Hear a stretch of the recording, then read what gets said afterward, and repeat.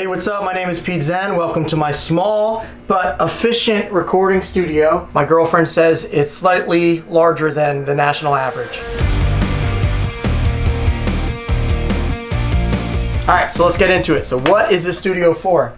I do a lot of songwriting here for clients all over the world. I work with bands from Germany, Japan, UK, LA, all over the place. So basically I don't sleep and all I do is write. I also do record bands here. I have enough equipment here to do a full record, full drums, full live everything. But generally, if a band wants to record a full record and really spend a lot of time, then we'll rent out another spot that has a little bit more equipment. So this entire studio I built myself. I did the floors, I did the walls. Actually, in this wall here is a bunch of t-shirts. I used to tour in bands and I would get free sponsored shirts of random companies all the time, and I didn't know what to do with them, so I put them all on the wall to help soundproof.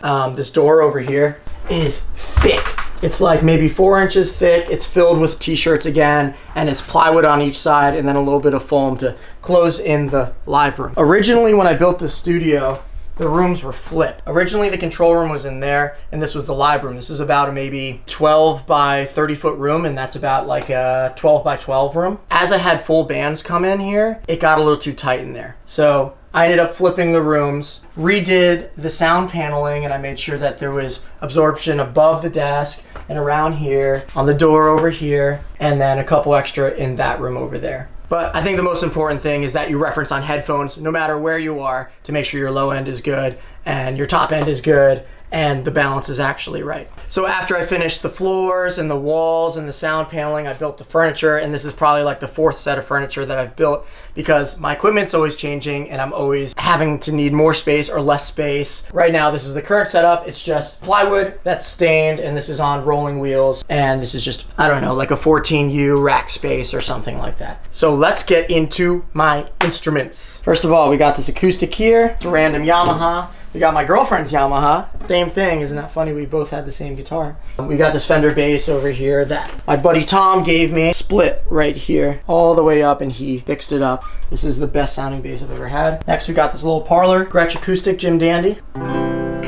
Perfect for writing on. Next, we got this baritone guitar. It's a Squire. I think it's tuned to B standard right now, and this was actually a buddy of mine's who just recently passed away, so I'm definitely gonna hold on to this forever. Next, we have this old Dean that was my old manager's. It was actually sitting in the back until recently. I thought it looked kind of cool, so I brought it in here. He never asked for it back, so permanent borrow. If he ever wants it, he can have it. This was my first custom guitar, the Pez. My dad built this for me in like 2011, and it was in some of my first music videos that really solidified me being in the music industry and making music full time. So this is a special guitar to me. I probably will never sell it, and I don't think anybody wants to buy it anyway. So this is a cool one. This is a Guild X79 from the 80s that needs to be remade. I have all the parts for it. We started doing it, me and my buddy Tom, who gave me that bass. We kind of messed up when we were throwing the sparkle in, so we need to resand it and redo the whole thing. It's funny, this guitar rack is a lot of just odds and end guitars. A lot of my better guitars are hanging on the wall. Here's another free guitar I got. This was a acoustic that I got from a friend on tour, and it's just a junky like $100 guitar, but when I got it set up, it actually plays really well, and I love recording on this thing. I also have a hairband on the bridge so that everything is dead.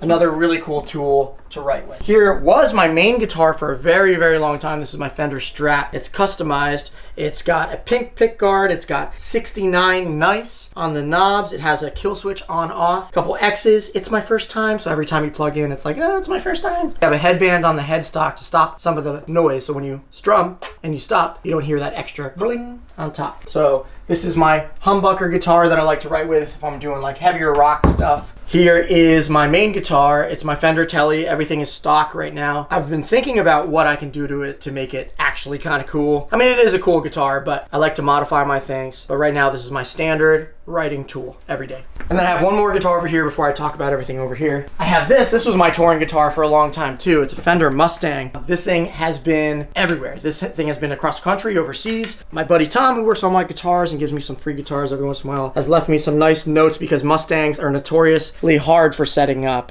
This guitar sucks. No offense, brother. Buy a Tele. Love, Tom.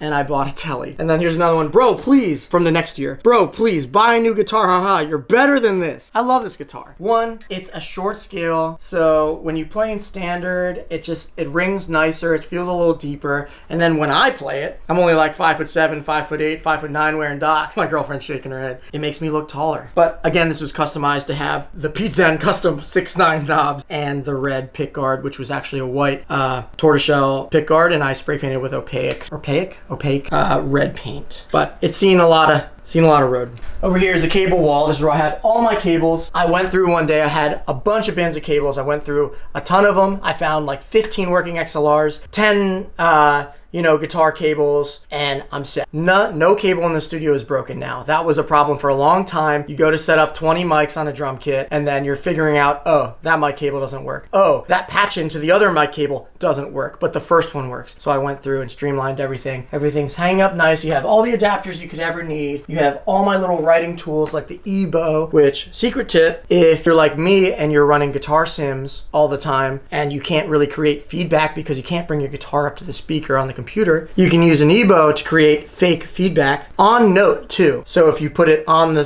string and you play a note in key, it'll ring out to be the note of the song. So if you need exits of songs or build-ups into choruses or anything creative like that, an EBow is a really important tool that I use all the time. And then my last instrument over here is this accordion that I found. I think it was my grandfather's, and it's from Germany. Matelli. We looked it up. It's not worth like a ton of money, but it's still really cool to have. It says made in Germany right there. But yeah, it totally makes sense. Tons of guitars and one accordion. I think that makes sense to my life.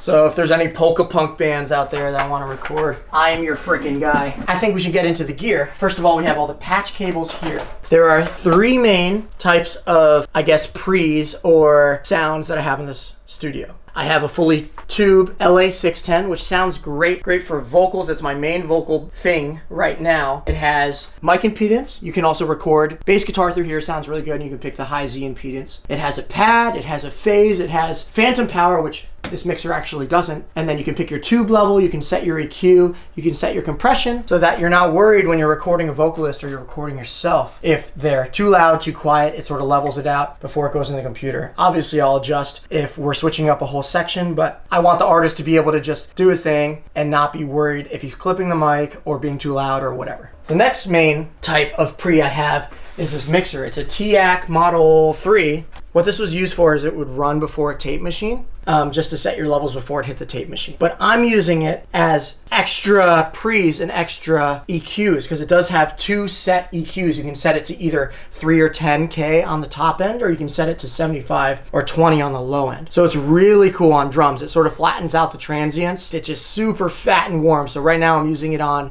kick, snare, rack, and floor. Now the issue is it doesn't have phantom power. So if I wanted to run my overheads, which are just small condenser mics, you can't. So that's why I have a whole patch-based system right here. The way it works is everything is running into my MBox Studio Pro, which I got from Avid. And it has 8 line inputs. 4 of them are XLRs and 2 of them are instrument ins. So in total, you have 8 inputs. So what I did was I ran the snake in there in the live room. The snake goes straight down to the MBox. So if you wanted to record drums and not use the mixer and just have a perfectly clean mix, you can do that. But what I did was on this section I have the TAC mixer so that you can run from the snake into the TAC mixer, from the TAC mixer into the MBox Pro. So you have expandability if you want to. You could even mix through it if you want. There's not a lot of outs on there, so you'd have to reamp a bunch of times, but that works. And then the LA610 is in there, and that's patchable as well. When I'm recording guitars, what I'll do is I plug straight into this tuner, this rack tuner, so that I don't have to keep opening up a tuner on the computer or set up a pedal. It's already plugged in, and you can patch in from the tuner into, let's say, MBox 8 or whatever. Any sort of input in the MBox, and you're good to go. Actually, it would have to be input 1 or 2 from the way that I have it wired, but same idea. Otherwise, the rest of the rack is just the power conditioner, and we have a digital delay, which is cool for when I'm printing a mix and I want like maybe just a cool outro that's sort of warbling or intro. It's kind of just a cool creative piece. And then we have this Rain Mojo EQ. If I really wanted to, I could use it. Do I use it? Not so much. It's a little scratchy. If I was to use it, I would probably use it on the way in recording. Next, I have my Arturia, whatever. I have my MIDI keyboard. I have it programmed so that the lights are pink and blue, because obviously I really like pink. I think it's kind of a punk cool color. I have my MacBook Pro, which is 16 gigs of RAM, 1 terabyte hard drive, and then I usually run an external hard drive. I have my widescreen monitor, which is an LG. I had a curved monitor, but I had a band in here recently, and there was a fly flying around in the other room, and I was like, yo, kill that fly. And my monitor was leaning up against the window, and it landed on the window, and the dude hit the fly on the window. He missed the fly, but he hit the window. My monitor came crashing down, and it smashed. They were very nice. We split a new monitor. Accidents happen. It's all good. I have my Yamaha speakers right here. They're just small little listenable speakers. You know, I usually reference on headphones. I have my Sennheiser HD600s that I like to reference on. I also like to mix on AirPods too. I think that's what everybody's listening on, so it makes sense that that should be the last line of defense. Here's my beautiful skull. Don't look inside. Don't look inside. Pete's secret stuff. Don't look, I said. This is my secret skull where I keep secrets. I don't do drugs, I don't drink, but I do dark chocolate covered espresso beans. They keep me cracked throughout the day, keep me writing good songs. Usually I try to write 2 or 3 songs a day for clients. I have my Avid Pro Tools keyboard, but the last thing is this chair. This chair is very special to me because a band I recorded stole a bunch of chairs from some office building that their buddy was working at or something, or he quit, I don't know, they were closing down, whatever. The chair is stolen. It's a $1,000 ergonomic chair, and it's my favorite chair in the entire world because it has such a good story and it feels so good. All right, so yeah, that's pretty much it in the control room. Let's get into the live room. So here we are in the live room. Obviously the ceiling is a little bit low here, so it's my hobbit hole.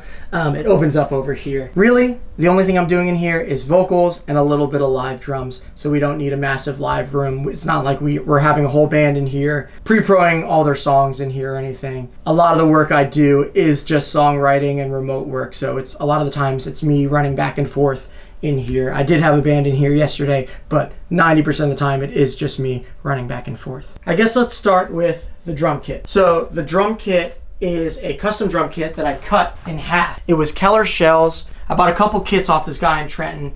This was a 24 by 24 kick, if not deeper, and I cut it in half because I thought it sounded great when it was getting muffled and it was getting filled. So I cut it in half, and I just have a mic in there, and it sounds super fat and dead. On the toms, I have some felt that I taped on because I just want the attack of it. Again, this is a small live room, so really what I need is the transient. I need a clean transient, and I need the drums to be recorded in perfectly and dead, no ringing overtones, so that I can resample things. Nowadays with technology, you can make your drum kit sound like any studio in the world. The main mics that I use are just SM57s. I think I have a Beta 52 in the kick drum that's permanently locked in and chained into the TAC mixer. And then I have 57s and just 2 small overhead condenser mics on top. I did have a huge collection of mics. I ended up selling everything as I didn't need them. I had a bunch of amps, I had everything. And as I just got into writing more and found that the mix work just comes and I should really just focus on working with, you know, creatives and like more cartoon character type songwriters and stuff and artists, I just sold everything and kept it to the essentials. Here's a couple extra pairs of headphones. The Shure SM7B, which is cool for screamier vocals or throwing on the hi-hat. I have an old pink kit. This is just a starter kit that I spray painted pink and I use for like little videos or whatever.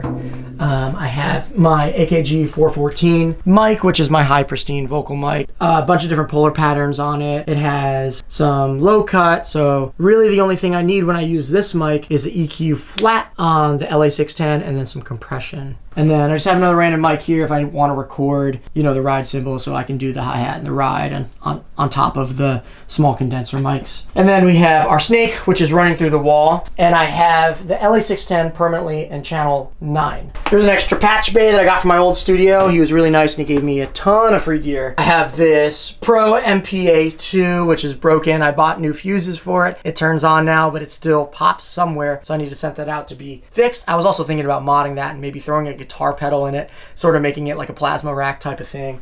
Random big muffs. This is a drumstick from Travis Barker that he gave me. It's just some random guitar pedals. This is a very important pedal. My cousin gave this to me, the Spam pedal. Again, I had a ton of pedals. I had like maybe 30 pedals. I sold all of them just because technology is getting so great that you can, instead of having one pedal, you can have 1,000 instances of whatever chorus pedal you have in the computer. One day maybe I will build up a collection again because I do love gear, but for now this is what I'm using. So I have my Black Beauty snare here. Evans Drums and Diodario sent me a huge pack of heads and strings, and I'm still working through them. So I have extra heads here for drummers if they need them.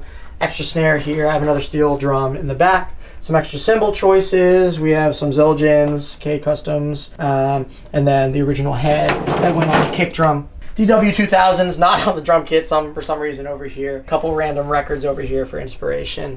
We have the Power Peg. Whoever named this deserves the Nobel Prize. I have a couple books up here. I have my first record that actually ever got like test pressed from my old band. That's pretty much it. That's the entire recording studio. It works perfectly for me. Obviously, I'd like to get some more gear. I think the next things I'll get is probably some distressors and maybe an SSL like bus comp or something, just something that I know that I'd be using all the time. The last thing I want to show you is, hold on, I'll get my phone. So the last thing I want to show you is these cool lights. So when I come in here and I got to write a sad song or whatever, I can change the lights to be blue because I'm sad, or I can change them to be green if I'm working on some sort of cool futuristic 2008 SSX tricky main menu style type band. So yeah, that's basically the entire studio. Let me know what you think. If I should change anything, I probably won't change anything, but let me know what you think. I appreciate you guys watching. The next thing that I'll be doing is me and my girlfriend are buying a new travel trailer, and I'll be building a studio in there. What we do is we travel half the year, stay here in New Jersey half the year, and I work on the road and work here. And then eventually we'll be buying a farm, hopefully, and I'll build a studio in a barn or something like that. So for now, this is what works, and I'm stoked on it. Thanks, guys.